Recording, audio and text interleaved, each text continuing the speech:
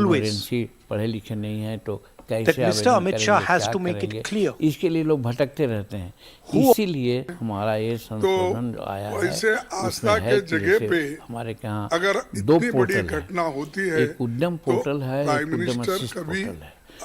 15 उद्यम दिन पोर्टल में पहले था कभी कि मुंह नहीं खोले, कुछ कोई बोलने की कहीं तैयारी भी नहीं किए, अप्लाई कर सके मैं या कैसे समझता हूँ अप्लाई ये कर पहली सके, ऐसी ये घटना है सब की बात आज उसको ऑनलाइन जिस कर दिया गया है कहीं भी बैठ करके घटना उसको के आप बारे लिख में लीजिए। प्राइम और जब मिनिस्टर उद्यम भी पोर्टल चुप्पी पर साधे हैं आप आवेदन और देते होम हैं मिनिस्टर भी तो चुप्पी साधे आपको हैं। आपका तो आवेदन को इसीलिए हम स्वीकार इन किया तीनों जाता है विभिन्न मुद्दे स्रोतों पे से, और फिर उसमें ये तीनों मुद्दे अकॉर्डिंगली हमारे नॉन आपको ट्रेनिंग निगोशिएबल दी है। जाती है। ये ट्रेनिंग तीनों देने मुद्दों जाने को के लेके बाद हम लड़ फिर रहे हैं। बैंकों से आपको टैग किया जाता है और उसी तरह से आपको लोन मिलता है, तो और आप आगे बढ़ते हैं, अपना ये बात कर लेते हैं। तो इस तरह से बढ़ा है। उद्यम असिस्ट और उद्यम में थोड़ा फ़र्क है कि उद्यम पोर्टल जो है उसमें थोड़ा सा आईडी का, पैन का, आधार कार्ड का मामला होता है, लेकिन जो बहुत निकृष्ट टाइप के हैं जिनको ये सब कुछ नहीं है, तो उसी के लिए उद्यम असिस्ट भी बनाया गया है कि उसका भी पोर्टल बना दिए गए हैं जो कि यह होता है, और उस चीज़ को ऑनलाइन करके आज अनिवार्य कर दिया गया है। पहले अनिवार्य नहीं था, ये है। दूसरी बात कि इसमें भुगतान के संबंध में बात आती है, तो हमारा ट्रेड है, हमारा समाधान इशू है, ये सब कर करके उनको हम लोग हर तरह से बढ़ाते हैं। और इसी में संशोधन, अनेक प्रकार का संशोधन अगर कहिएगा तो मेरे पास है कि कौन कौन 5-6 संशोधन हम लोग किया है जो आवश्यक है, तो उसको अगर बताएंगे तो समय लगेगा, लेकिन तो भी हम बताना चाहते हैं सारांश में आपको कि संशोधन में जैसे है कि एमएसएमई का वर्गीकरण किया जाए, और सेक्शन 7 हमारा है उसमें संशोधन किया है। उसमें यही है कि संयंत्र है, मशीनरी है, निवेश है, टर्नओवर है, और उपयुक्त मानदंड के आधार पर एमएसएमई का वर्गीकरण शामिल किया है। ये बड़ी आवश्यकता थी, पहले नहीं थी, उसको किया है। और उसमें जैसे है कि निवेश पर आधारित वर्गीकरण पहले था, और विनिर्माण एवं सेवा क्षेत्र में अलग अलग वर्गीकरण था, उसको हम लोग अब सीधा कर दिया है कि एमएसएमई का वर्गीकरण निवेश और कानून में शामिल कर दिया जाएगा। इससे लोगों को सुविधा होती है। ये पहला संशोधन। दूसरा संशोधन हमारे है उद्यम पंजीकरण को अस्थायी कानूनी मान्यता देना, ये सेक्शन 8 का है। इस विधेयक में एमएसएमई के लिए डिजिटल मुफ्त और स्वैच्छिक पंजीकरण प्लेटफॉर्म के तौर पर पंजीकरण पोर्टल को अस्थायी करना था। तो पहले ये था कि जिला उद्योग केंद्र इसके लिए था, फिर मध्यम विनिर्माण इकाइयों के लिए अनिवार्य पंजीकरण था, लेकिन अधिनियम में उद्यम पोर्टल का उल्लेख नहीं था। इसको हम संशोधित कर करके कर दिया है कि सभी एमएसएमई के लिए राष्ट्रीय डिजिटल प्लेटफॉर्म होगा, और उसके बाद उद्यम पोर्टल पर निःशुल्क एवं स्वैच्छिक ये होगा, पंजीकरण होगा। और इसके लिए राज्यों को भी, स्टेट को भी, पहले केंद्र में ये बातें थी, अब हम स्टेट को भी डिजिटल प्लेटफॉर्म विकसित करने की अनुमति दे दी है। तो ये विकास हुआ है, इससे हमारा जो विभाग है और हमारे लोग का काम है वो आगे बढ़ेगा। इसी तरह से अब कहेंगे तो ज़्यादा समय 7-8 हमारा प्रस्ताव है। तो कहने का मतलब कि एमएसएमई में कैसे सुलभ और सरल तरीका से लोगों को लाभ मिले, इसकी व्यवस्था हम इस संशोधन में किया है। और ये हो हम धन्यवाद देते हैं राज्यसभा के सभी माननीय सदस्यों का कि कल इसको इन्होंने पारित किया है, और इसको तो राम टेम्पल में जाना है। हम समझते हैं लोकसभा में इसको पारित किया जाएगा, जिससे कि हमारा एमएसएमई के विकास में और लोगों को जुटने में, गरीब के लोगों को और सम्मिलित करने में हमको फ़ायदा होगा। बिल्कुल सर, सरकार का बहुत फोकस रहा है, प्रधानमंत्री जी का भी बहुत फोकस रहा है ईज ऑफ डूइंग बिजनेस। आपको क्या लगता है कि कितना फर्क आया है एमएसएमईज के लिए अगर हम ईज ऑफ डूइंग बिजनेस की बात करें तो? देखिए, यही सब चीज़ तो है। इसमें भी बात आई है कि ये ईज ऑफ डूइंग बिजनेस की बात आती है। पहले था कि बहुत तरह से इसमें लोग लगे हुए रहते थे, काम नहीं होता था। उसमें जैसे कि एमएसएमई में निर्धारित समय सीमा पर बकाया राशि का वसूल करने का अधिकार प्रदान करने का ये सब नहीं था। तो उसमें फिर सेंट्रल पब्लिक सेक्टर एंटरप्रेन्योर्स में इनवॉइस सेटलमेंट का मामला था, उसको भी फिर इसी को व्यवस्था कर दिया हम लोग कि साहब एमएसएमई बिलों का विवरण देना अनिवार्य कर दिया है। राज्यों के लिए भी ट्रेड में सार्वजनिक उपकरणों में लाने की बात कर दिया है। और फिर जहाँ तक आपका कहना है कि ईज ऑफ डूइंग बिजनेस, यही सब मामला है कि जिसको हम ठीक कर दिया है, उनको कोई कॉम्प्लिकेशन में जाने की ज़रूरत नहीं है। और इस सुधार में आ करके जैसे परिषद के गठन हम लोग किया, अब मान लिए कि पहले नहीं था, अब राज्य को भी अधिक सक्षम और लघु उद्यम सुविधा प्रदान करने के लिए हम लोगों ने MSEFC को स्थापित किया जो सेक्शन 20 में है। और उसी तरह से संयुक्त निदेशक स्तर के अधिकारियों को भी हम उसको दे दिया है। पहले दूसरे ढंग के लोगों को यह किया था, आज हमारे जो DC होंगे वही इसके अधिकारी होंगे। फिर सेक्शन 18 में मध्यस्थता के लिए भी दे दिया है कि 90 दिन का मामला था उस दिन मध्यस्थता होगा, और फिर उसके बाद मध्यस्थता के बाद आर्बिट्रेशन में देना होगा तो 30 दिन होगा, निर्णय 90 दिन में देना है। और जो अतिरिक्त प्रावधान जो किया गया है MSE पेमेंट के लिए, वो फाइनल अवार्ड एरियर का लैंड के लिए रेवेन्यू जैसे विभाग का होता है उस तरह से, इस तरह से मामला को बहुत सरलीकरण किया है, जिसको ईज ऑफ डूइंग बिजनेस की बात हम लोग कर सकते हैं। चलते चलते सर, आपने शुरुआत में एम्प्लॉयमेंट की बात कही, एम्प्लॉयमेंट जनरेशन की बात कही। फोकस है सरकार का कि जॉब सीकर ना बने, जॉब क्रिएटर बने। तो वो लोग जो अपना बिजनेस चालू करना चाहते हैं, जो अपना मध्यम या अपना उद्योग लगाना चाहते हैं, उनके लिए आपका क्या संदेश है? देखिए, हमारे पुराने जमाने में भी कहा गया था कि उत्तम खेती मध्यम बान नीज चाकरी भीख निदान। इस कंसेप्ट को हम लोग लागू कर रहे हैं कि आज ओठों पर पान की लाली है मगर पेट घी दूध से खाली है। कहने का मतलब कि 100, 200, 400, 1000, 500 की नौकरी